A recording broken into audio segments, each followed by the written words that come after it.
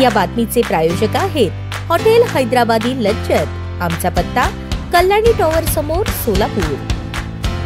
सोलापूर विमानतळ परिसरात ड्रोन आणि पतंग उडवणे बंद झाले असले तरी मोकाट कुत्र्यांचा वावर अद्यापही कायम आहे। काही वेळा ही कुत्री विमानतळाच्या रनवेवर देखील दिसून आली आहेत। या पार्श्वभूमीवर मोकाट कुत्रे आणि पक्ष्यांची संख्या कमी करण्यासाठी प्रयत्न सुरू करण्यात आले आहेत। विमानतळाच्या भिंतीलगत राहणाऱ्या 144 कुटुंबांना पालिकेकडून नोटिसा बजावण्यात आल्या आहेत। विमानतळाच्या परिसरात गवत वाढले आहे। भिंतीलगतचे रहिवासी शिळे अन्न, मांसाचे तुकडे आतील भागात टाकतात। ड्रेनेजही उघडे आहे, त्यामुळे कुत्री भिंतीलगतच्या घरांवरून, स्वच्छता गृहांवरून उडी घेऊन विमानतळ परिसरात शिरतात। त्यांना पुन्हा सहजासहजी बाहेर पडता येत नसल्याने ती कुत्री आतील परिसरात वावरतात। विमानतळाच्या सुरक्षिततेसाठी नेमलेल्या कर्मचारी अशा कुत्र्यांना बाहेर हकलण्याचे काम करतात। दरम्यान भिंतीलगतचे अतिक्रमण काढायचे कुणी, यावरून महापालिकेच्या अधिकाऱ्यांनी विमानतळ अधिकाऱ्यांकडे बोट दाखवले। ती जागा विमानतळ प्राधिकरणाच्या नावे असल्याने त्यांनीच अतिक्रमण काढून घ्यावे असे अधिकाऱ्यांचे म्हणणे आहे। भिंतीलगतचे अतिक्रमण हटवल्याशिवाय विमानतळ परिसरातील मोकाट कुत्र्यांचा वावर कमी होणार नाही, अशी सद्यस्थिती आहे। तुर्तास विमान येण्यापूर्वी परिसरात पक्षी असणार नाहीत, यासाठी मोठ्या आवाजाचे फटाके उडवले जातात। त्या आवाजामुळे कुत्रीही रनवे जवळ येऊ नयेत, हा हेतू आहे। विमान सेवा विना अडथळा सुरू राहावी, कोणताही अडसर त्यासाठी नको। या पार्श्वभूमीवर सर्वांनी मिळून या संदर्भात कार्यवाही करणे अपेक्षित असल्याच्या भावना सोलापूरकरांच्या आहेत।